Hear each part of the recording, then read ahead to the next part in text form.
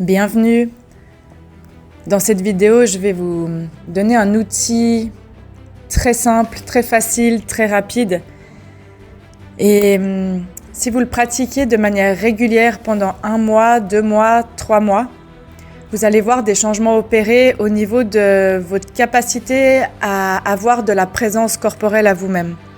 C'est une petite vidéo d'intro parce que cet été, je vous guiderai des séances guidées, pas de sophro, mais de présence au corps. Et peut-être de sophrologie aussi, si j'ai le temps de tout vous faire. Et je vais débuter par vous lire un petit texte que je trouve tout à fait charmant. Je demande pardon à mon corps, toi que j'ai repoussé pendant tant d'années, toi que j'ai poussé sans marquer de temps d'arrêt, toi qui as tant ramé, toi que j'ai jugé et condamné, toi que j'ai fini par retrouver, comme les pétales d'une fleur fanée. À toi mon corps, toi à qui j'ai demandé tant d'efforts pour gagner un peu d'or, toi qui as frôlé la mort, je te demande de me pardonner, de ne pas t'avoir écouté, de t'avoir fait consommer tant de choses qui t'ont dégoûté. Toi qui n'as pas eu d'échappatoire, qui a encaissé sans faire d'histoire, qui a connu le noir du désespoir et le blanc du bloc opératoire. Pardon à toi que j'ai écorché, toi à qui je ne peux rien cacher, car tu portes les cicatrices du mal-être qui t'a entaché. Tu portes les séquelles du passé, je t'ai cassé, encrassé, blessé et rabaissé. Je sais que je ne peux rien effacer, mais aujourd'hui, je suis là. Et je te promets que cette fois, je vais te guérir, te chérir et t'honorer comme il se doit. Alors pardonne-moi d'avoir fait couler ton sang et tes larmes. Maintenant, je vais prendre soin de toi, car tu es le temple de mon âme. Loïc Girard. Ce petit texte, j'aime beaucoup parce que ça remet la dimension de l'être qui est celle du corps aussi au centre. Et pas seulement de laisser au centre le mental et le cerveau qui réfléchit. Ce texte traduit qu'est-ce que je peux infliger parfois pendant des années à un corps que j'utilise comme un corps faire, comme un corps outil, mais pas comme un corps être, un corps sentir. Et ça devient problématique dans nos vies quand on a un corps faire et outil que je n'écoute pas mais que je pousse à bout.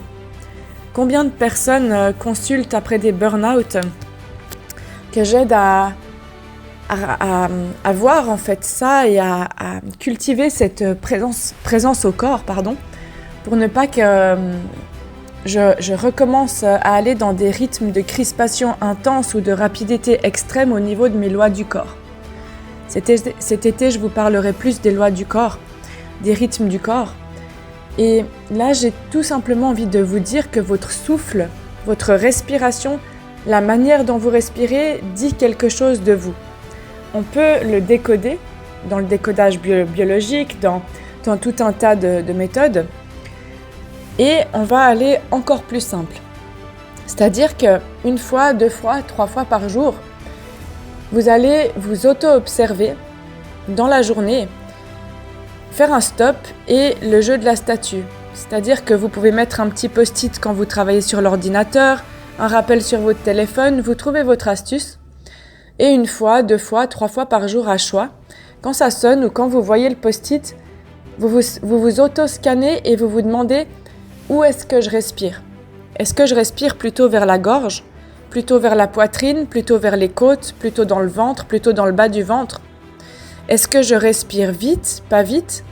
Est-ce que ma respiration est bloquée parce que soit je serre mes abdominaux, soit je rentre mon ventre, soit j'aspire le diaphragme à l'intérieur, soit je compresse ma poitrine, soit je serre la mâchoire comme ça? Et tout simplement, la première étape, c'est pendant 1 semaine, 2 semaines, 3 semaines, 1 mois, vous vous auto-observez sans rien changer, juste pour redevenir curieux ou curieuse de vous. Ensuite, la deuxième étape, c'est quand je décèle que je ne laisse plus rentrer cet air à l'intérieur de moi qui nourrit toutes mes cellules en permanence. Quand même, c'est pas rien. Quand je vois que je bloque ça d'une manière ou d'une autre, j'essaye de relâcher quand j'en prends conscience. C'est déjà un premier pas pour stretcher ce muscle en fait qui est rigide, cet entraînement à cultiver cette présence à moi-même, mais pas seulement d'analyser mes pensées, de qu'est-ce que je dois dire, pas dire, qu'est-ce que je dois faire, pas faire. Cultiver ma présence à mon corps. Ça fait partie des dimensions de votre être qui sont super importantes. Vous pouvez aussi analyser et observer ce souffle, tout simplement l'accueillir et l'observer quand vous êtes en lien avec vos parents, vos amis, votre conjoint, conjointe. Regardez ce qu'il dit de vous, ce qu'il raconte de vous. Et moi, ce que je vous propose, c'est vraiment d'observer qu'est-ce que mon souffle dit de moi. Vous allez voir qu'avec ce simple exercice, tellement simple, vous allez découvrir et redécouvrir tellement de choses de vous-même.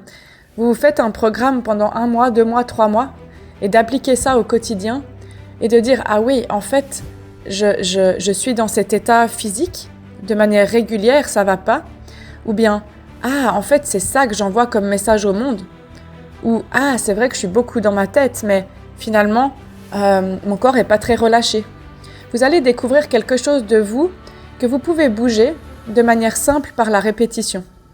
Alors, je vous invite à essayer ça avant cet été où je ferai probablement, ou si c'est pas cet été, ça sera les mois à venir, des visualisations guidées et autres autour du corps et de l'ancrage, de la respiration et de tout ça. Alors, belle exploration à vous. Faites-vous un petit carnet de notes si ça vous intéresse pour voir un petit peu l'évolution.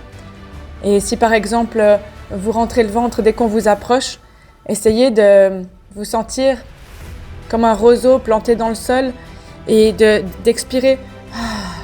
Dès que vous sentez que ça bloque, c'est « je ne risque rien, les autres peuvent avoir leur dire, leur jugement, leurs émotions autour de moi, mais moi, je suis une algue fluide, je fais le vide et j'arrête de m'auto-détruire à cause du monde qui est présent autour de moi. À cause de l'agitation externe, je reste en fait dans mon centre et lorsqu'il y a cette agitation externe, je réussis à faire le silence en moi et le silence dans ma respiration, de lui laisser sa place en fait, malgré ce qui se passe autour de vous. Voilà pour ce petit outil. Moi, je vous souhaite une très bonne journée et à tout bientôt.